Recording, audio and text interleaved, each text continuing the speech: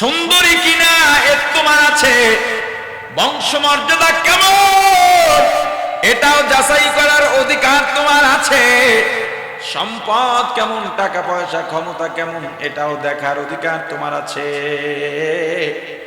কিন্তু দিনদারি আছে কিনা এটা অধিকার নয়, এটা তোমার দায়িত্ব। দিনদারি আছে, এরপরে যদি সুন্দরী হয় আলহামদুলিল্লাহ, সম্পদওয়ালা হয় আলহামদুলিল্লাহ, ক্ষমতাওয়ালা হয় আলহামদুলিল্লাহ, বংশমর্যাদা যদি ভালো হয় সুম্মা আলহামদুলিল্লাহ। কিন্তু টাকা নাই, পয়সা নাই, বংশমর্যাদা নাই, ক্ষমতা নাই, সম্পদ নাই, কিন্তু মেয়েটা দিনদার, আর কোনো দিকে তাকাইস না। টাকা আছে, পয়সা আছে, সুন্দরী, বংশমর্যাদা আছে, দিনদারি নাই, দুনিয়ার কিচ্ছু নাই, এমন একটা মেয়েকে ঘরে ঢুকাবি আমার ভাই, দুনিয়ার জাহান্নামটা নিজে হাতে কইরা নিজের ঘরে ঢুকাইছো।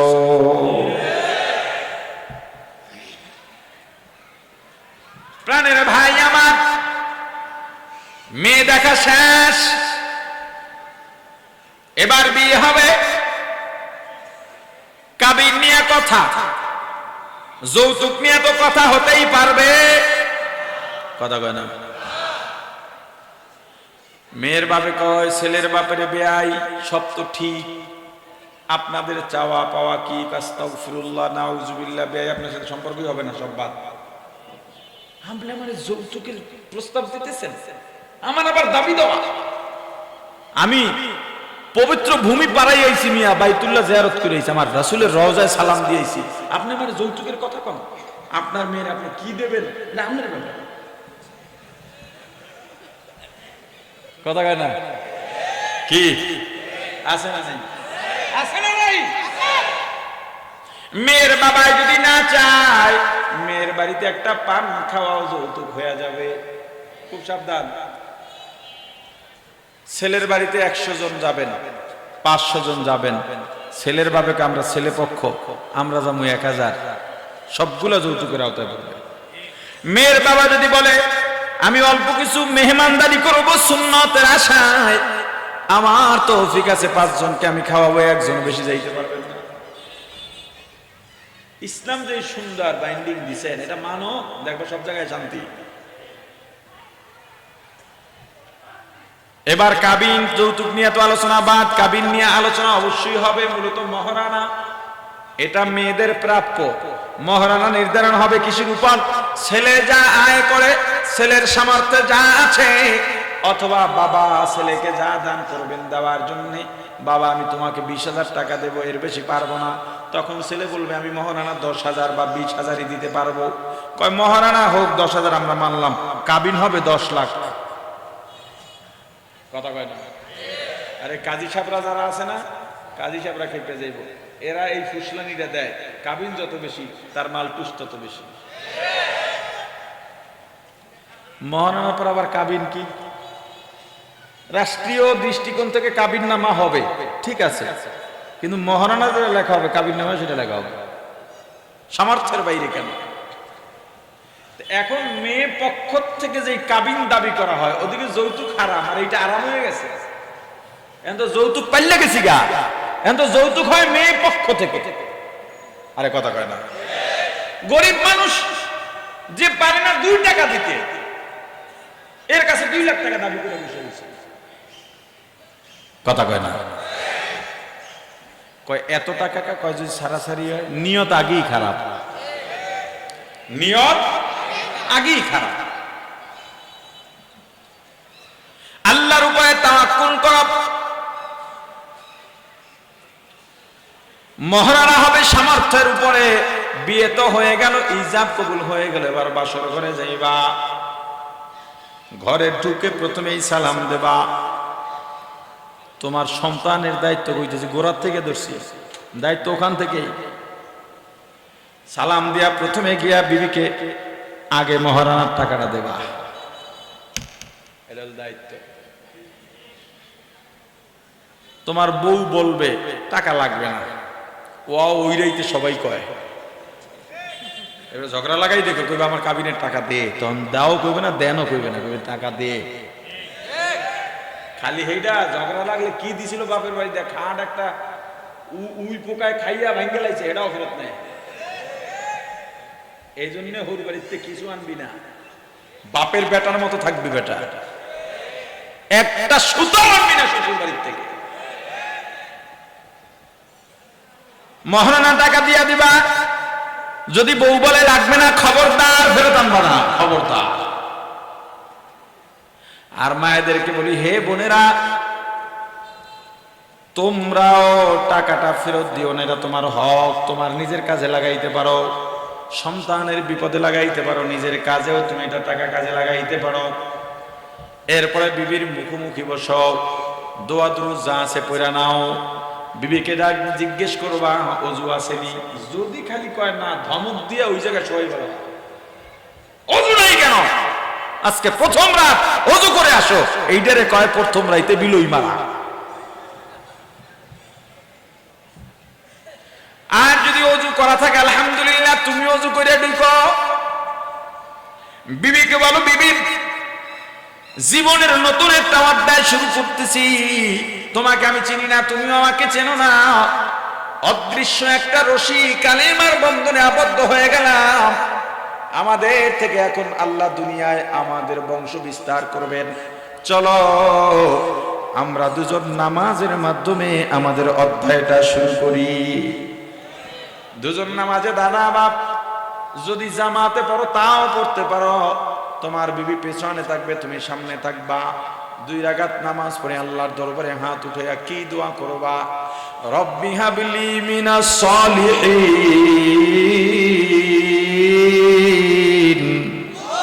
ও আল্লাহ নেক সন্তান দেন। সন্তানের দায়িত্ব, যাদের বিয়ে হয়ে গেছে, 2টা সন্তান হয়ে গেছে, এখনো যদি তোমার সন্তানের আশা থাকে, তুমি তোমার বিবিকে নিয়ে এভাবে নামাজ দিয়ে শুরু করো।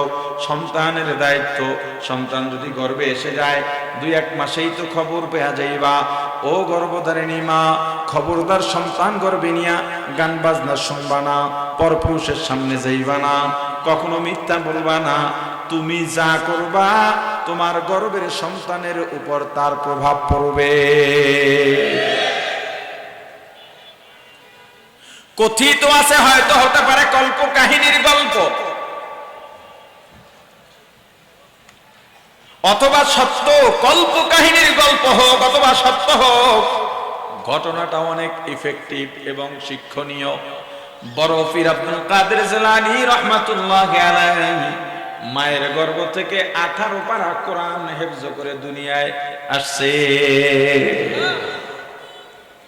এটা এমনি এমনি হয়? আরে কথা বলে না, এমনি এমনি হয়?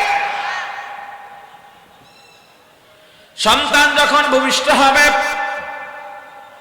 1 সপ্তাহ ভূমিষ্ঠ হওয়ার পর ডান কানে আযান, বাম কানে ইকামত।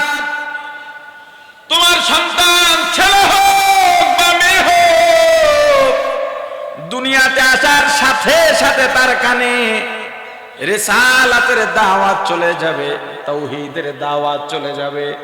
আল্লাহু আকবার, আল্লাহু আকবার, আল্লাহু আকবার, আল্লাহু আকবার, আশহাদু আল্লা ইলাহা ইল্লাল্লাহ, আশহাদু আন্না মুহাম্মাদার রাসূলুল্লাহ। তাওহীদ রিসালাতের প্রতিধ্বনি তোমার সন্তানের মগজে দিয়ে দাও। দুনিয়াতে আসার সঙ্গে সঙ্গে 1 সপ্তাহের মধ্যে সুন্দর দেখে একটা নাম রাখো, যেই নাম দিয়া কিয়ামতে তুমি পার পাইতে পারো।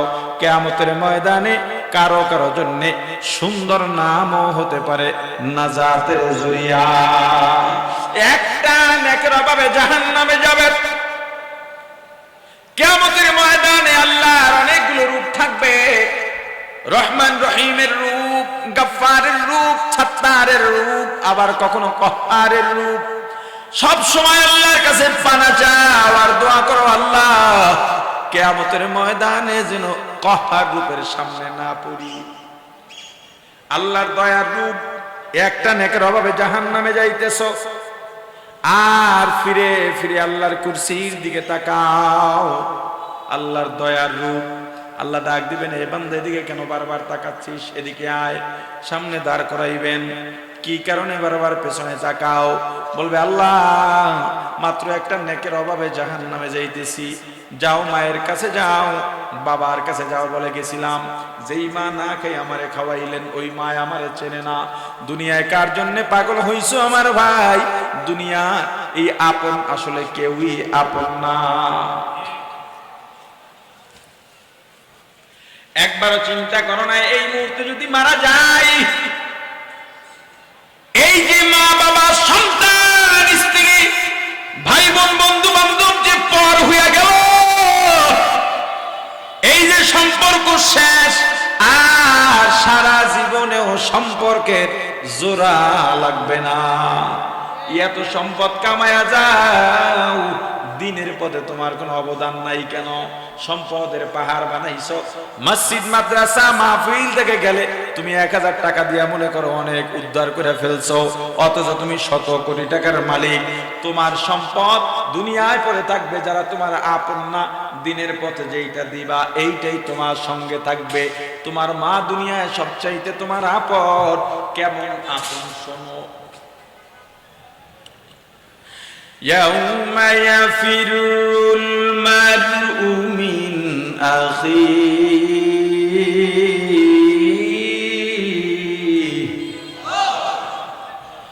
وأمه وأبيه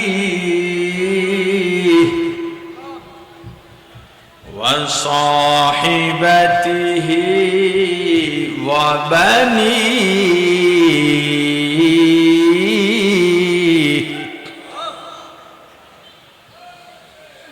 يوم يفر المرء من أخيه وأمه وأبيه وصاحبته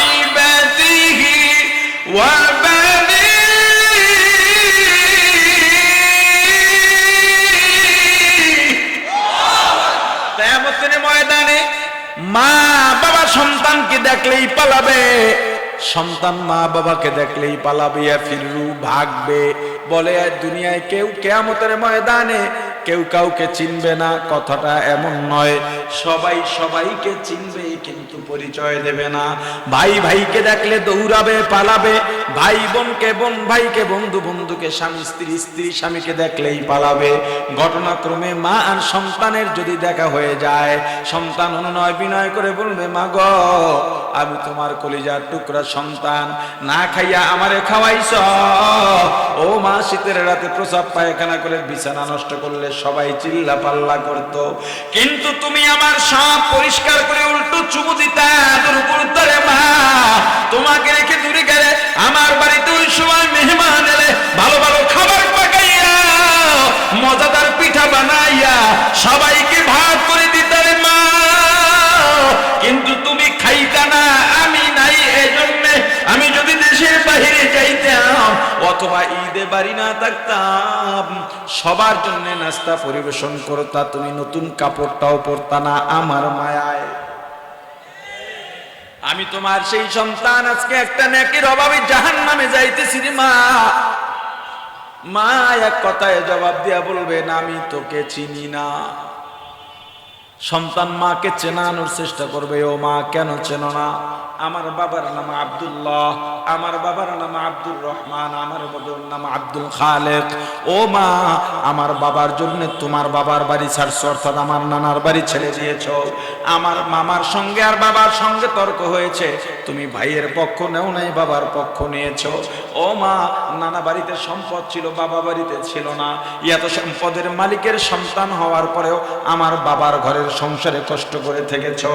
বাবা যদি বাসায় ফিরতে দেরি হতো, বাবার জন্য তুমি খাবারের অপেক্ষা করতা, খাবার নিয়ে অপেক্ষা করতা। আমি ওই আব্দুর রহমানের সন্তান আব্দুল্লাহ।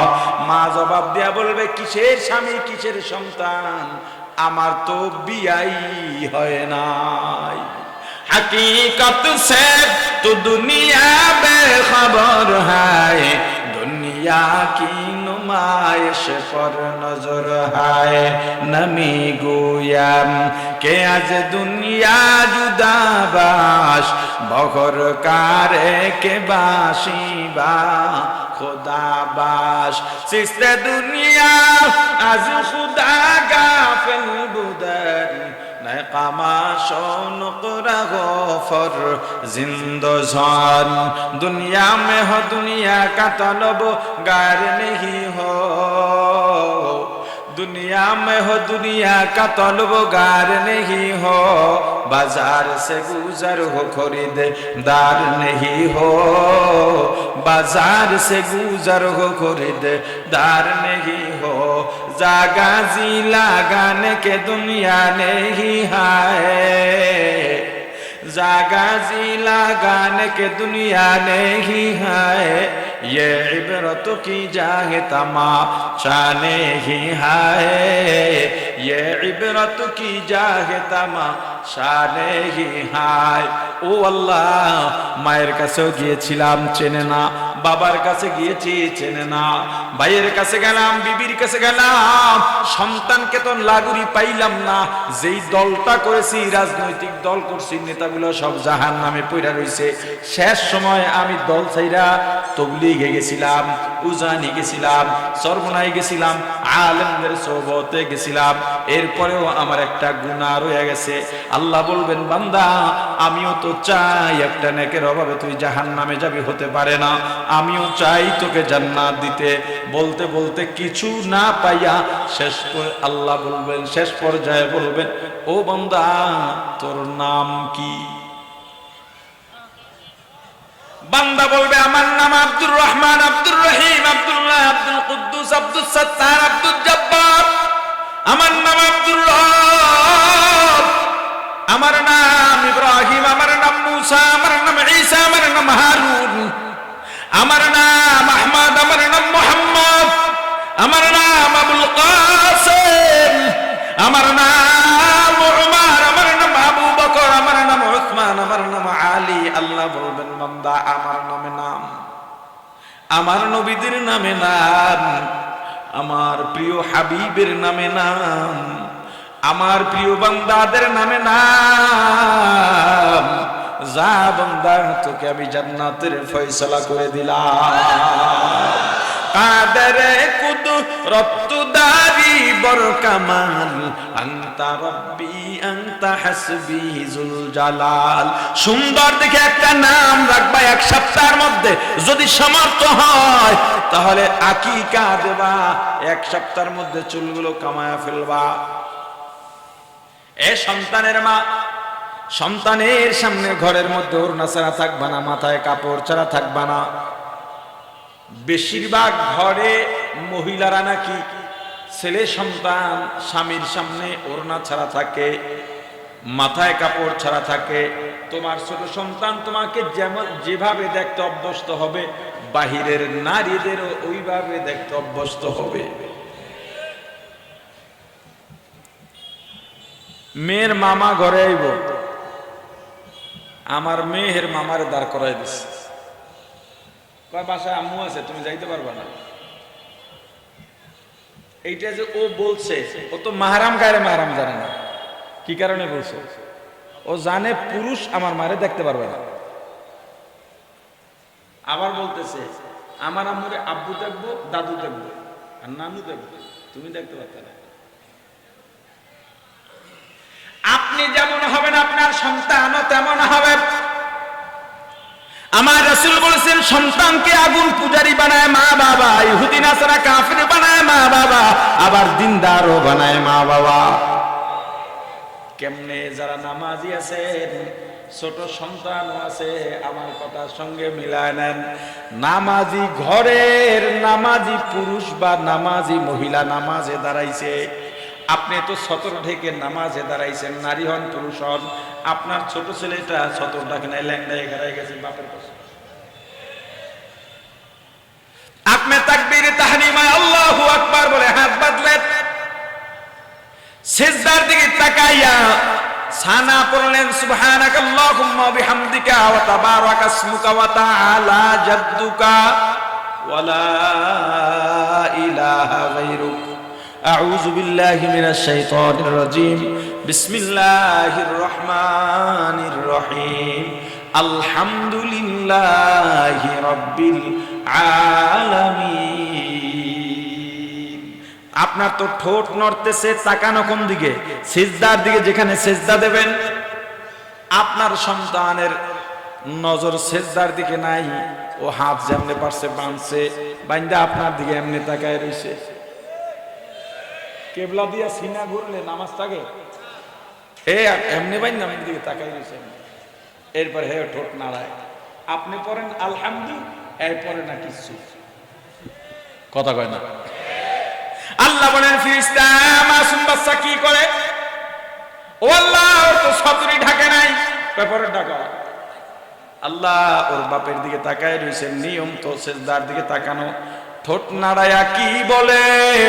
বলে আল্লাহ কিছুই তো বলে না। ওর বাবা কি বলে? ওর মা কি বলে? ও আল্লাহ, ওর বাবা বলতেছে আলহামদুলিল্লাহি রাব্বিল আলামিন। আল্লাহ বলেন ও ফেরেশতা লিখে দাও, লিখে দাও।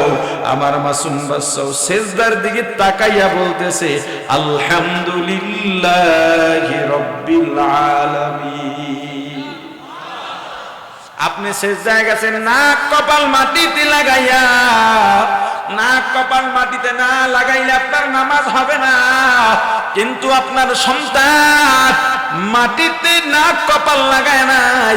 আপনি তো বিশেষ নিয়মে সিজদায় গেছেন। আপনার সন্তান একবারে শতান উপর হইয়া গাল মাটিতে লাগাইয়া আপনার দিকে তাকায় রইছে। আল্লাহ বলেন ও ফেরেশতা, মাসুম বাচ্চা কি করে? কয় আল্লাহ কোন নিয়মের ধার ধারে না। নাক কপাল মাটিতে লাগায় সিজদা দিতে হয়। মাসুম গাল মাটিতে লাগায় রইছে। আল্লাহ বলেন ও ফেরেশতা লেখো, লেখো এই মাসুম বান্দাও নাক কপাল মাটিতে লাগাইয়া পড়তেছে সুবহানা রাব্বিয়াল আ'লা। ফেরেশতা বলে আল্লাহ সব বুঝলাম, ওর তো আমলনামা জারি হয় নাই। ও কার নামাজ দেখে নামাজ পড়ে? বলে ওর বাবা।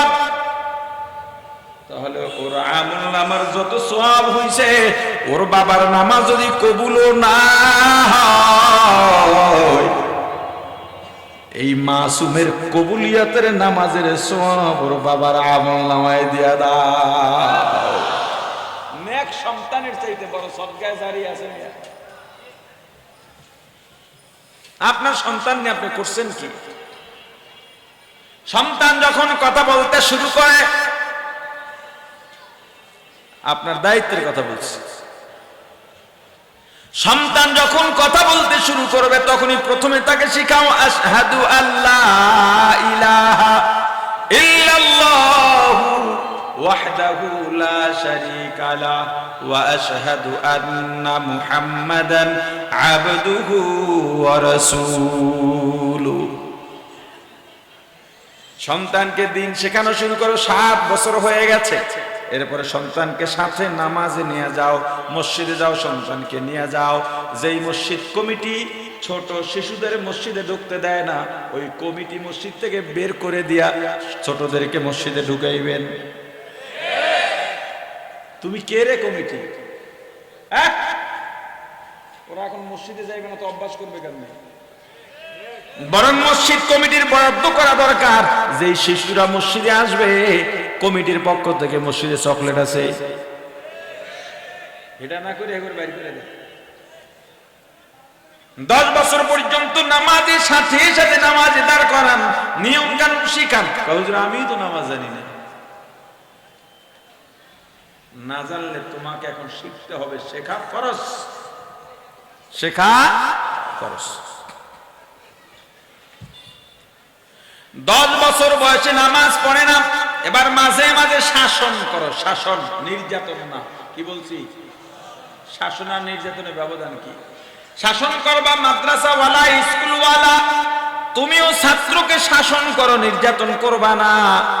একটা বেদ দাও হাতের মধ্যে, অনেক ব্যথা, কিছুক্ষণ পরে নাই, ওষুধও খাওয়া লাগে নাই, এটার নাম শাসন। এটা কি বেদ দিছে, কয় জামা উঠা, শার্ট উঠা, ওটা এই থেকে এই পর্যন্ত দাগ পড়ে গেছে, চামড়া উঠে গেছে, পিঠের মধ্যে মারা, মাথায় মারা, গালে মারা, খবরদার এটা করবেন না।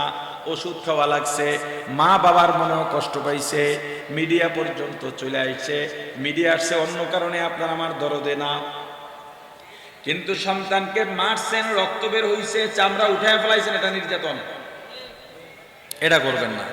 সন্তানকে শাসন করেন। 12-13 বছর হয়ে গেছে, শাসনেও কাজ হয় না, এবার খানাও বন্ধ করে দেন, এ নামাজ না পড়লে ঘরের খানা বন্ধ। আর তাকে স্মরণ করায় দেন, 15 বছর পর তুমি বালেগ হয়ে যাইবা, তোমাকে খাওয়াবার দায়িত্ব আমার না, আমার দায়িত্ব 15 বছর পর্যন্ত, এরপরেও যদি তোমাকে খাওয়াই সেটা তোমার উপরে আমার দয়া, যদি না খাওয়াই তুমি কিছু বলতে পারবা না, তোমার জায়গা তুমি বানায় লও, তোমার যোগ্যতা তুমি অর্জন করো। বাংলাদেশে 15 বছরে যেহেতু তেমন শক্তি অর্জন হয় না, 18 বছর দিয়া দেন, তোরে 18 বছর পর্যন্ত খাওয়াবো, এরপরে তোরটা তুই বুঝবি, আমার যতটুকু শেখানো দরকার আমি ততটুকু শিখাই দিতেছি। সন্তান এরপরও নামাজ আদায় করে না, তেজ্য কইরা বাইর কইরা দাও। নির্দেশ, নেক আমলের আদেশ এবং দাওয়াত। আদেশ কয় শ্রেণীর জন্য, কথা বলে না? 1 নাম্বার সন্তান, সন্তানের জন্য আদেশ না দাওয়াত? সন্তানকে আদেশ করো, নামাজে যেতেই হবে, ফজরের সময় তুমি উঠা চিল্লাও, জামাত তৈয়ার, দামরা পোলাগো ঘরে ঘুমায়, একবারও ডাকো নাই। এই সন্তান কিয়ামতের ময়দানে বলবে, আল্লাহ আমার ওই বাপটা কই, যে নিজে নামাজে গেছে, আমার একদিন খাবারও বন্ধ করে নাই, শাসনও করে নাই, দিনও শিখায় নাই, ওই বাপের লইয়া জাহান্নামে যাব। আপনার স্ত্রী, তাকে দাওয়াত না নির্দেশ? বিবি নামাজ আদায় করো, নামাজ না পড়লে থাকতে পারবে না। বিবির জন্য নির্দেশ শুধু ফরজ নয়, নফলের জন্য নির্দেশ দেওয়া, ফরজের গুরুত্ব দিয়া যায় আছে। এরপরে বলছি কি, শিক্ষক তার ছাত্রকে, পীর তার মুরিদকে, আরো অনেক আলোচনা আছে। সন্তানের আলোচনায় স্টপ করলাম, যতটুকু আলোচনা করেছি, আলোচনায় যত ভুল আমার পক্ষ থেকে, যত ভালো আল্লাহর পক্ষ থেকে, আমার ভুলগুলো শুধরাইয়া আল্লাহর ভালোগুলো গ্রহণ করার তৌফিক দান করেন। দোয়াকে আমি করব না, আর কেউ আছে? হ্যাঁ, আচ্ছা, উঠবেন না কেউ, দোয়া করে যাবেন।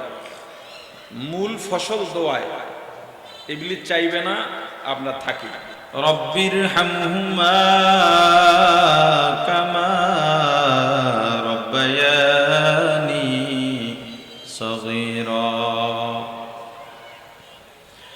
রব্বির হামহুমা কামা রব্বায়ানি সগীরা। দুআ খাস্তাম বদর গায়ে এলাহি, হায়াত দৌলত ইলম দরাজি বেগুনাহ না, গুজস্ত ফরমা সাআতে বাহুজুরে দিল ন করদম, তাআতে তूने কুকা रियो माबद कर दे, जुर्मे बे अंदाज़ा बे हद कर दे। ओ अल्लाह, गभीर रात पर्यन्त कुरान सुन्नार आलोचना हইছে। আল্লাহ আলোচনায় যত ভুল আমার পক্ষ থেকে, যত ভালো আপনার পক্ষ থেকে, আমার ভুলগুলো শুধরাই আপনার ভালোর উপরে সবাইকে আমল করার তৌফিক দিয়া দেন। মাহফিলের আয়োজন করছেন আল্লাহ, এই গার্মেন্টসের মালিক, শ্রমিক, দায়িত্বশীল, এই মাহফিলের আয়োজনকারী, এই মাহফিলের শুভাকাঙ্ক্ষী, দানকারী, শ্রোতাবৃন্দ, ওয়াইজিনে কিরাম, সভাপতি, অতিথিবৃন্দ, উলামায়ে কিরাম, মাদ্রাসার ছাত্র, স্কুল কলেজ ভার্সিটির ছাত্র, ধর্মগঞ্জ এলাকাবাসী, পর্দালের নারী, যে যেভাবে এই মাহফিলের জন্য দোয়া করেছেন, শুভাকাঙ্ক্ষী হয়েছেন, সবাইকে আপনি কবুল ও মঞ্জুর করে নেন। ও আল্লাহ, আমরা যারা হাত উঠাইলাম সবার মনের নেক আশা পূরণ করে দেন। আল্লাহ, আমাদের ঘর বাড়ি, টাকা পয়সা, জমি জমা, দোকানপাট, ব্যবসা প্রতিষ্ঠান, মিল কারখানা, ইন্ডাস্ট্রি, গার্মেন্টস সবকিছু আপনার রহমতের চাদর দিয়ে আবৃত করে নেন। আল্লাহ, আমাদের ঘরে আপনার খাস রহমত বর্ষিত করেন।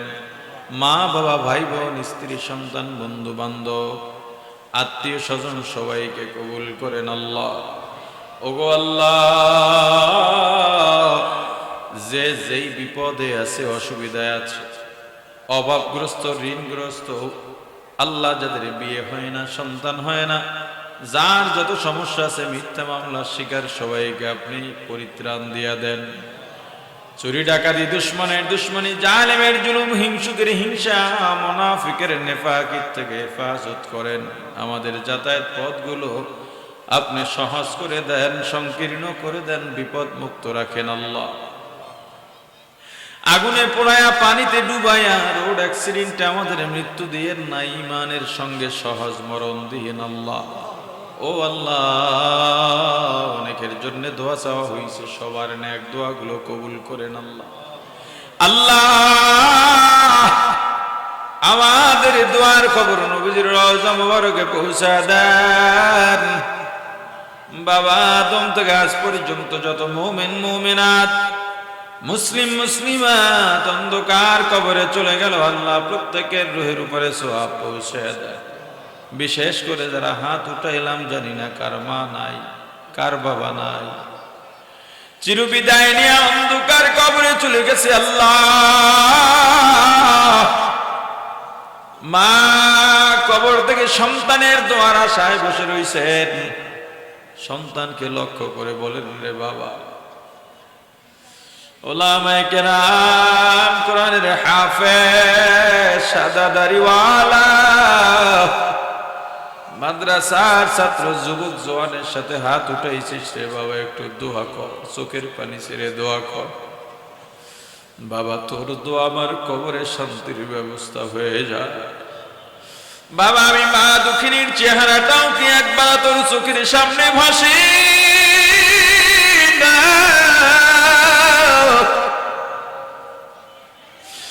এ বাবা, তোর জন্য আমি মা, তোকে মাদ্রাসায় পাঠাইয়া, স্কুলে পাঠাইয়া, বাবারে নারায়ণগঞ্জে গার্মেন্টসে পাঠাইয়া, আমি মা বাড়িতে খাই নাই, ঘুমাইতে পারি নাই। বাবারে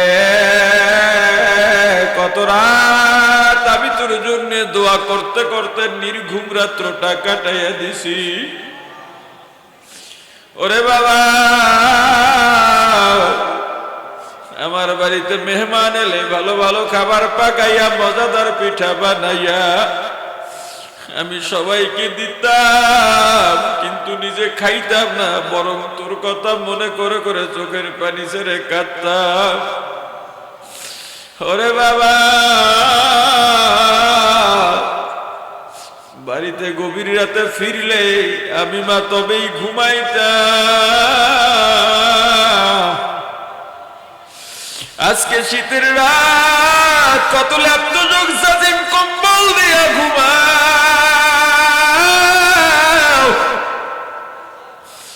অথচ আমি মাকে পাতলা সাদা 5 খানা কাপড়ের প্যাকেট বানাইয়া এমন জায়গায় রাখছো বাবা, বিছানা নাই, বালিশ নাই। আমি মায়ের জন্য যদি মায়া লাগে,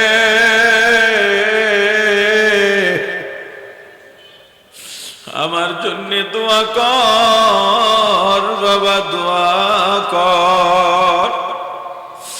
বাবা ডেকে ডেকে বলেন, রে সন্তান, চৈত্র মাসের রৌদ্র, ভাদ্র মাসের রৌদ্র, মাথার ঘাম পায়ে ফালাইয়া, গায়ের রক্ত পানি বানাইয়া, না খাইয়া না ঘুমাইয়া, ওরে বাবা সকালে বের হইয়া রাত্র 10টায় বাসায় ফিরছি।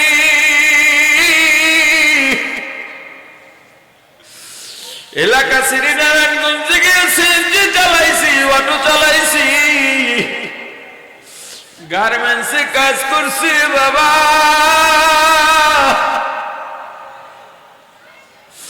হঠাৎ খবর আসছে তোর পরীক্ষার ফি লাগবে,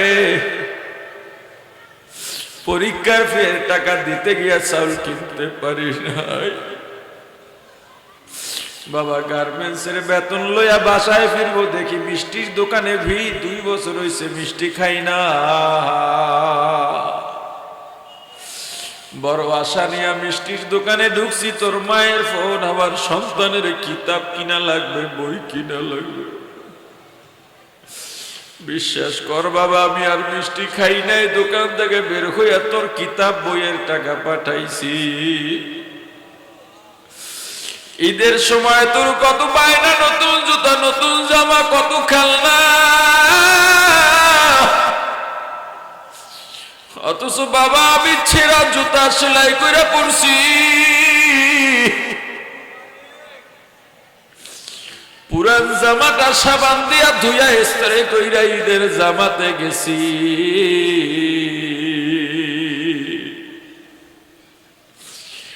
আজকে আমার কামাই দিয়া বিল্ডিং উঠাইয়া ঘুমাও,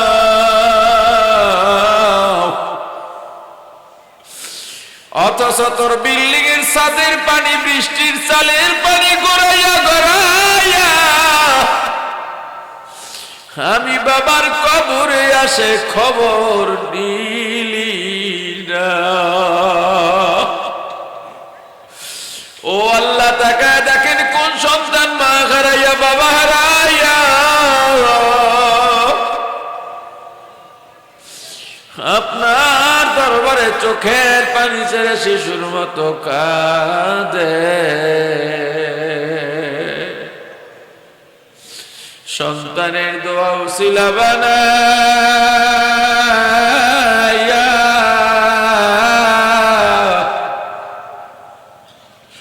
প্রত্যেকের মা বাবার কবরগুলো জান্নাতের বাগান বানাইয়া দেন। ওগো আল্লাহ, আমাদের আত্মীয় স্বজন, দাদা দাদি, নানা নানি, শ্বশুর শাশুড়ি, ভাই বন্ধু, পাড়া প্রতিবেশী, মুতাল্লিকিন, মুহিব্বিন, উস্তাদ শাগিরিদ, পীর মুরিদ, স্বামী স্ত্রী যারা অন্ধকার কবরে চলে গেল, প্রত্যেকের রুহের উপরে সওয়াব পৌঁছায়া দেন। এলাকায় যত মুসলিম কবর আছে, কবরগুলো জান্নাতের বাগান বানায়া দেন। আমরা যারা বেঁচে আছি নেক হায়াত দারাজ করেন। দোকানদার, ব্যবসায়ী, কর্মচারী, কর্মজীবী, জেলে মজদুর, কৃষক, শ্রমিক, প্রশাসন, সাংবাদিক, জনপ্রতিনিধি, সমাজকর্মী সবাইকে নিষ্ঠার সাথে কাজ করার তৌফিক দিয়া দেন। আমাদের কামাই রুজিতে বরকত দেন, হালাল রুজি কামাই করার তৌফিক দিয়া দেন। খাঁটি মুসলমান না বানাইয়া অন্ধকার কবরে ডাক দিয়েন না। সুবহান রাব্বিকা রাব্বিল ইজ্জাতি আম্মা ইয়াসিফুন ওয়া সালামুন আলাল মুরসালিন ওয়ালহামদুলিল্লাহি রাব্বিল আলামিন। আসসালামু আলাইকুম।